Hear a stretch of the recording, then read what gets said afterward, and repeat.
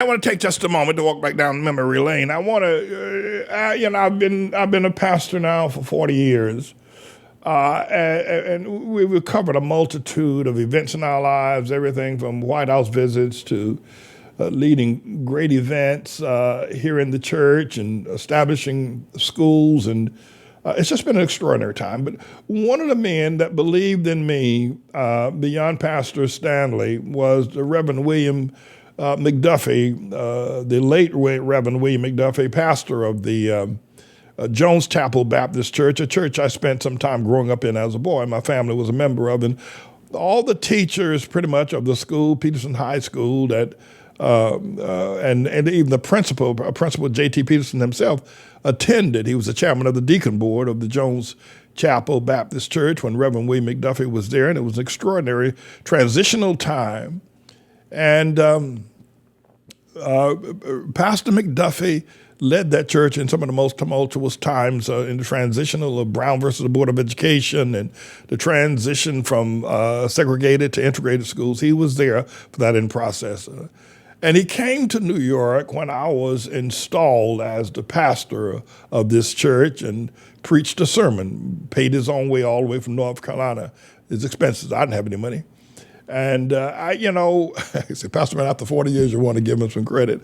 I do, and I pray that this video can reach his family. And if there's anything I can do for any member of his family, McDuffie, Reverend McDuffie, if there's anything I can do for any of them, please let me know. But I want you to listen to this video I recorded some time ago. What would my family have been like? And Grandpa Charlie and Ma Sarah, let me put them in there as well. Grandpa Charlie was born a slave. And Ma Sarah, my allegedly stepfather, but he really was my father, Willie Martin Patterson. The man was my father. He fed me. Hell, he's the only man I ever know that slept with my mama in the house. That's all I know. What I know. He's my father, Willie Martin Patterson. What would we have been like? How much would the teaching of righteousness and a person such as myself would have changed that community? How much so were we be? I remember when the first Little Holiness Church opened up in the bottom, a little part of town called the Black Bottom in Red Springs. It's called the Black Bottom. They opened up a little old holiness church over there.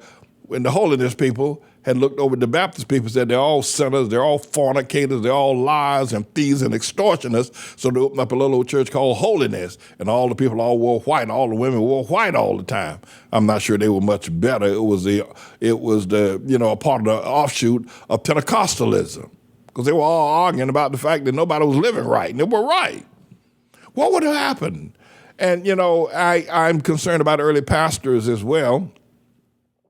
I don't know if engineer has a photo of Pastor William Bill McDuffie, late Pastor William Bill McDuffie of the Jones Chapel Baptist Church. We did display him some time ago, but I grew up on his teaching for the most part, and Reverend Cheeks as well, but mainly Reverend William McDuffie. I grew up under his teaching.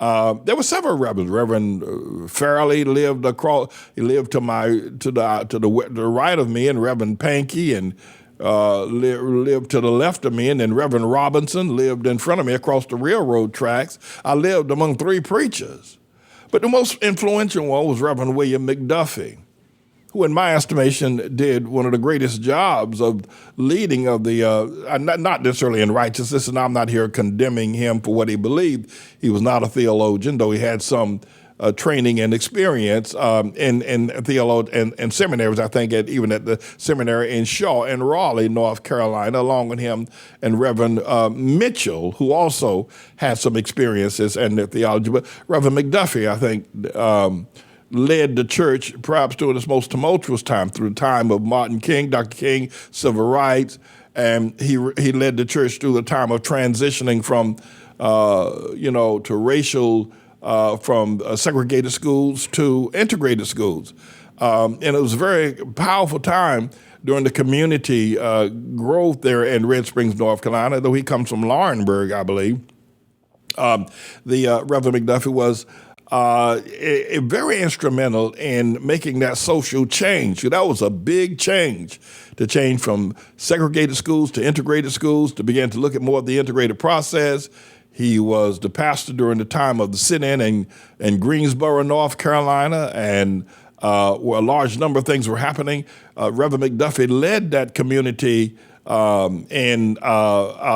a leader. He was the pastor of my principal, one of my favorite people of all the world, Reverend Principal J.T. Peterson.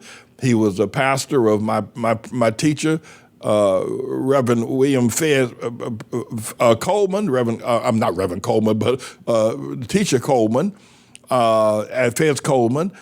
He was So he was their pastor. He was the pastor of most of the teachers in that school when those school systems were during that integration process. He led that. He was, if you will, to use the term, he was the Martin Luther King of Robeson County during those years. And what a great man he is. And I don't know if the Jones Chapel Baptist Church would be in existence now were it not for the great leadership work of Reverend William McDuffie.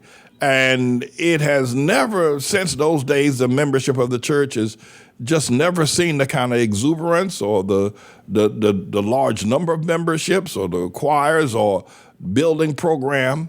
It has never risen to the level it is since the Reverend William Bill McDuffie.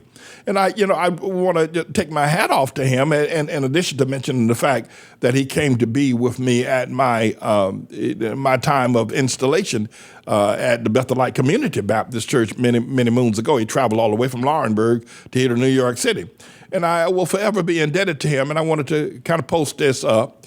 But even with the great job he did, and he had that kind of an influence in my life. And when I go to Red Springs now, I can see and sense spiritually that they miss him, that the whole, both the Japheth, that is the white community, and the Hamite, that is the black community. Many of the young people don't know him.